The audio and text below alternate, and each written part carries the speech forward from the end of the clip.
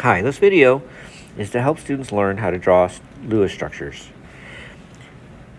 Up to this point in teaching this unit, we've been using larger models. We've been using Bohr models, we've been using a house model.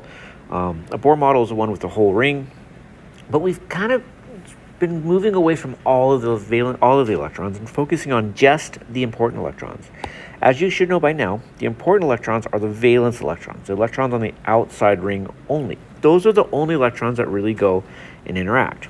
So we're going to draw those electrons, instead of as a whole ring, just on the element symbol itself, and have them here. So you'll notice that these valence electrons, 1, 2, 3, 4, 5, 6, are here. 1, 2, 3, 4, 5, 6. You should also notice that we kind of treat this like a box. When I'm drawing my Lewis structure, my Lewis dot structure, I think of this S as having a top, a bottom, and two sides. On each of those box sides, you're going to draw up to 2 valence electrons, which makes it really easy to count to see if they have a full octet, a full 8. When I draw them, you can really draw them anywhere, but you really want to be organized with these to help see your model clearly and quickly and easily. And I like to draw my electrons by going top, bottom, bottom, side, and then you can pair them wherever you like. But only put up to 2 maximum per side. So, to draw this as an ion, we would start with a sulfur atom having 6 valence electrons, like this.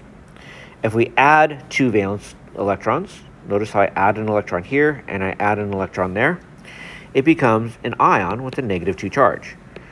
This is our ultimate goal, for every atom to have an octet. As an ion, it's going to gain 2 electrons, and we're going to show that by putting the charge on the top right. Metals can do the same thing, except remember that metals don't gain electrons, they lose electrons. So you'll notice that this aluminum, which started off with 3 valence electrons, ended up losing them. And because it lost 3, we're going to show a 3 plus charge at the top right. It's still a good idea to put this in brackets to indicate that it has valence electrons, to show that it has electrons. But notice I didn't draw the inside electrons as a replacement, but we know that the new valence shell is full. We want to keep track of our original valence electrons, not the electrons that are now the valence electrons, the newly formed valence shell, which was underneath and was already full. So that's the basics. Let's get into drawing one. Okay. Again, these are generally used for molecules, but they can be used for ions. So we're going to focus most of this notes on drawing molecules. So here we have, let's draw a Lewis dot diagram of sulfur difluoride by doing the following. We're going to follow these steps. We're going to place the electrons on the atoms. Essentially what we're doing is we are counting how many valence electrons we have in total. We're generally going to arrange our atoms symmetrically. Nature likes symmetry, so symmetry is actually always kind of our goal. And when I do that, carbon's going to always be first. It's always going to be in the center. Carbon likes to bond with carbon. We'll see that a little bit later. And if there's no carbon, then whatever the first atom is probably going to be your central atom. And then the final and most important, you're going to end up bonding to fulfill the octet rule. That means every atom is going to have 8 valence electrons, with the exception of hydrogen, which will have 2. Okay. When I'm done, I can check to see that I'm correct by checking to make sure that I don't have any extra or removed any valence electrons. And if everything fulfills an octet, then my structure is probably correct. As you get to more advanced chemistry, you'll learn some ways to double check to make sure that it's correct. But for now, we just want to draw a simple basic structure. Okay, so let's get into it. Sulfur. If I look at a periodic table, I'll see that sulfur has 6 valence electrons. Again, try not to pair those up unless you have to. I can see that fluorine has 7 valence electrons. And since I have 2 of them, I want to draw them twice. Okay. So I have a total of 6 plus 7 plus 7, which is equal to 20 total valence electrons. So that's step 1 done. Step 2, I'm going to rearrange these. When you work with pencil with this becomes easier. This first one, I'm going to show each step kind of separately. But as you begin to work with these, you'll see that you kind of do this all at the same time.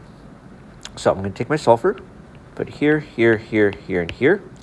And since I want 8, I kind of notice that it is missing a dot there, and it's missing a valence electron there. So it needs 2 bonds. If I look at my fluorines, each fluorine is going to need 1 bond because it has 7 already, and it needs 1 more. So it's kind of missing 1 on each side. So essentially what I'm going to do is I'm going to take this fluorine, and I'm going to move it so that it is sharing an electron here. So these 2 electrons become shared, which gives this fluorine 8 total valence electrons, which fulfills its octet. I'll do the same with the other fluorine.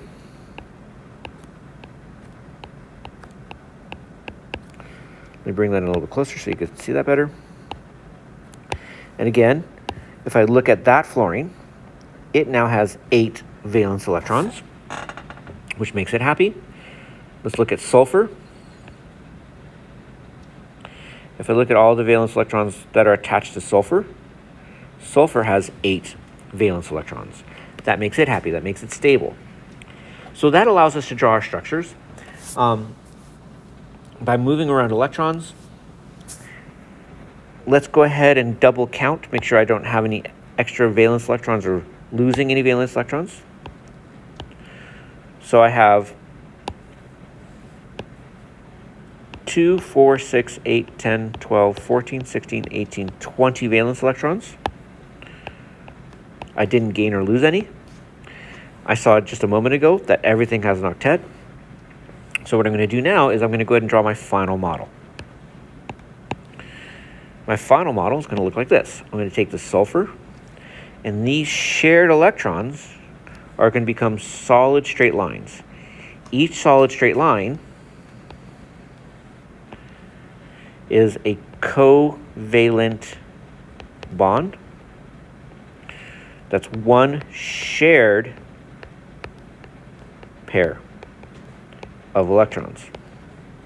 Okay, so 2 electrons total. We only draw those lines when it's a covalent bond. We never use that line to show an ionic bond, to show an intermolecular force, or something along those lines, so that we don't confuse our bonds with lone pairs of electrons. So remember what that line means. So I'm going to go ahead and draw this in. To have a full, proper Lewis structure, I need all of my lone pairs, all of those pairs of electrons that do not bond. We call those lone pairs of electrons. And that becomes my final structure.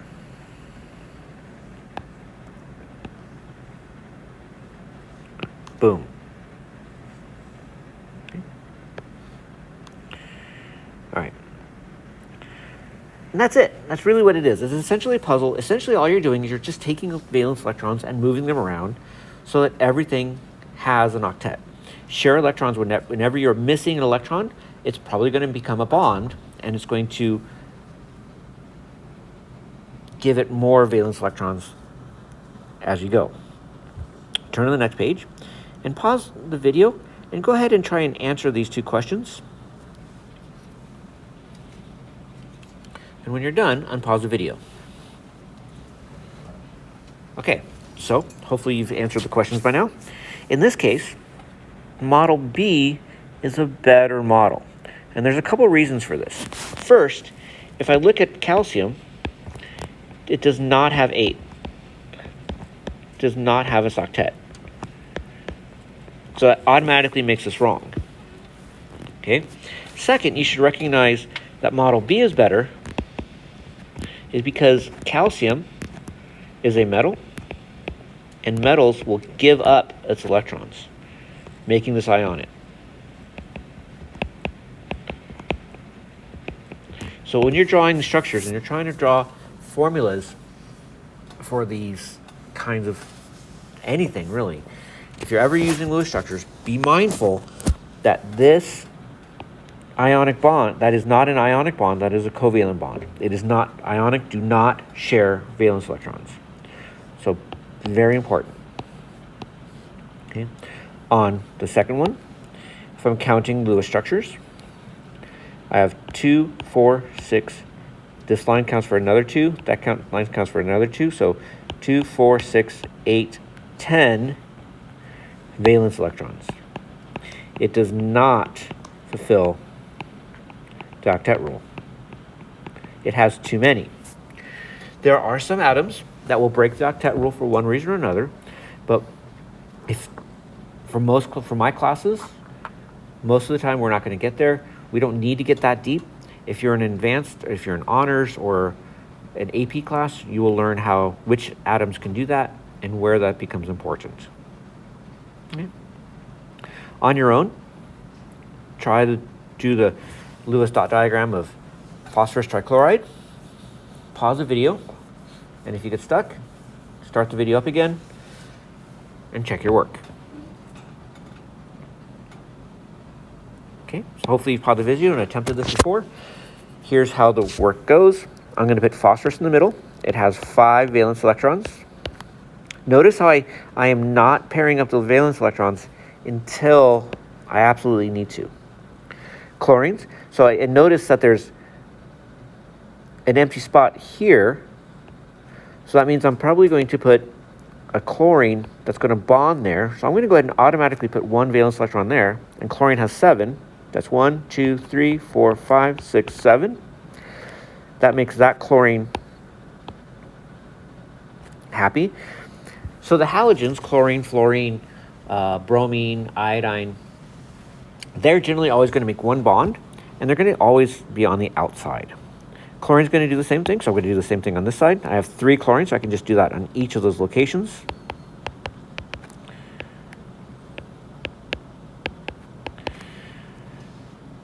And we can see, oops, let's erase that. I can see that those 3 things become bonds. And when I draw my final structure,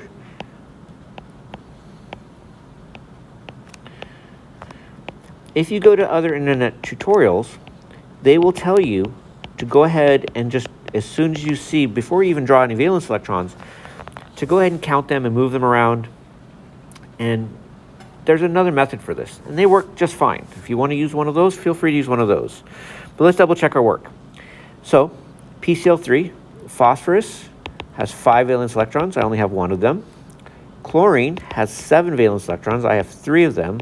5 times 1 is 5. 7 times 3 is 21. So I should have 26 total valence electrons.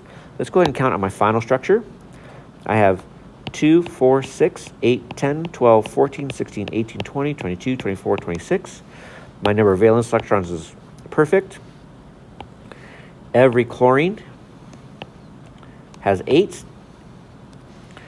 Phosphorus has 2, 4, 6, 8. Remember, each line counts for 2, not just 1. Okay. Some more practice on this other side. So this is just getting into some details that you're going to need to understand. I'm going to do 2 more, and the rest should be practice for you. All right, so draw a Lewis dot diagram of C2H6. That's called ethane.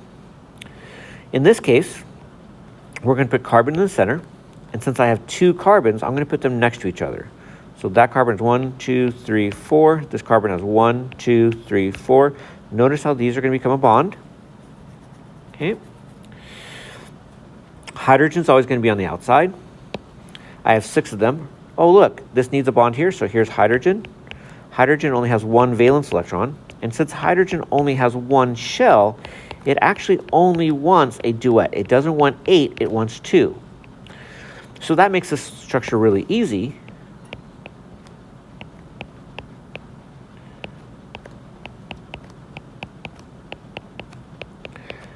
When you have hydrogens in your structure, that actually makes them very easy. Hydrogens, just like the halogens, will only make one bond. But you'll notice that hydrogen does not have extra valence electrons around it because they only want 2 to fulfill their octet rule rather than 8. Okay. Similar idea for C2H4. Put carbon in the middle, carbon in the middle. We're going to share one automatically. So I'm going to go ahead and draw that as a line now. Nope, I'm going to leave that. We'll draw a circlet so we can more easily count them later. I'm going to put in my hydrogens. So remember, I want to be symmetrical. So I'm going to put a hydrogen here, a hydrogen here, hydrogen on this carbon, and a hydrogen on this carbon. It doesn't matter if I put it on top or bottom. To help kind of let you see what you need to see for this one, I'm going to put hydrogen there. Zoom in a little bit so you can see this better. And now, since I kind of use colors, that helps me to not add valence electrons. My hydrogens are each okay. Because remember, they only want 2. I look at my carbons, and you'll notice that carbon has only 7. This carbon as well only has 7. They're each missing 1 electron. Well, remember, whenever they're missing 1 electron, they're going to bond with something near it that is also missing an electron. So those 2 electrons are going to end up bonding. So there's a couple ways you can do it. You can just draw it like that when you're doing your scratch work. If you have an eraser, you can kind of move it down. When you're doing your final model, you're going to show a carbon, double bonded, hydrogen, hydrogen, hydrogen, hydrogen. So you can make a double bond and a triple bond. You can never make more than a triple bond. Single, double, and triple bonds are what molecules can make. Quadruple bonds, 4 bonds, they just don't work in 3-dimensional space. All right, so this is the basics of drawing Lewis structures. This should be enough to get you going.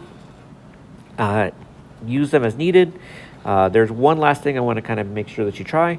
So take a moment and try these 3. Pause the video. And then when you're done, restart the video to see if you're correct.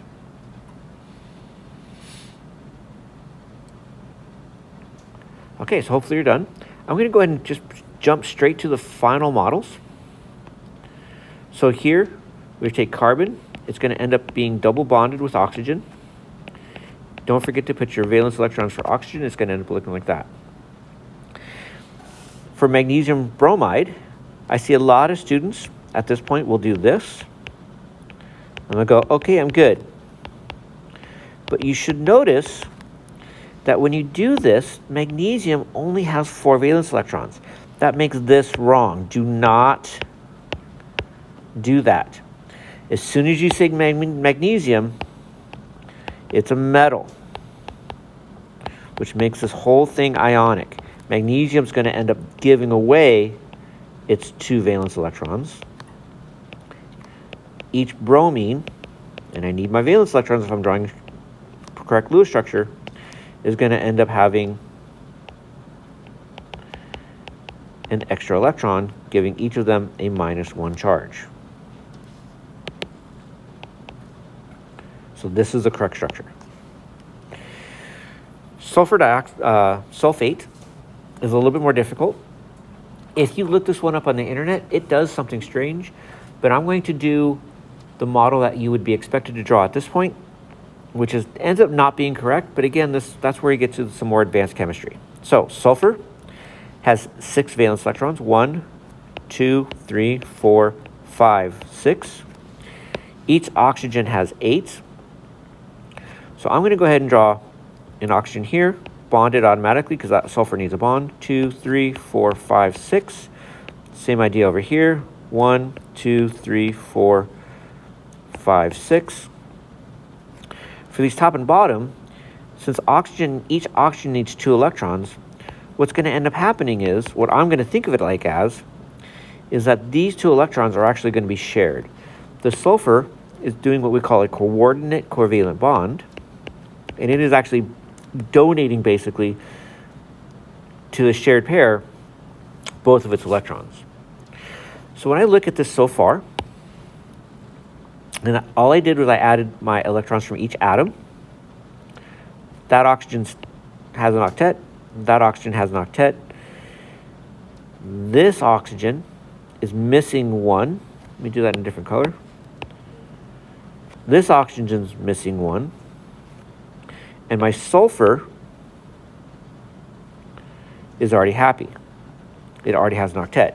So because they're each missing one, like it's tempting to make it, try and do some kind of wrap around and do some kind of weird thing where you're going to try and make this electron bond with that electron, but you can't forget that that -2 means I can add 2 electrons anywhere I want. So what I'm going to do is I'm going to give one of those extra electrons to that oxygen, one of those extra electrons to that oxygen, which makes them each happy. And then of course, make sure that I indicate that I added those 2 with the -2 charge there. So the expected structure when you first draw these of a sulfate ion looks like this.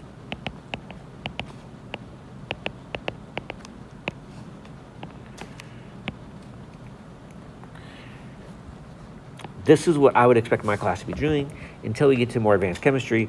And then we would talk about what you would see on the internet if you ever looked that up. And it gets up a double bond, and I'll let you look that up if you desire. Good luck. Practice, practice, practice. Hopefully this helps.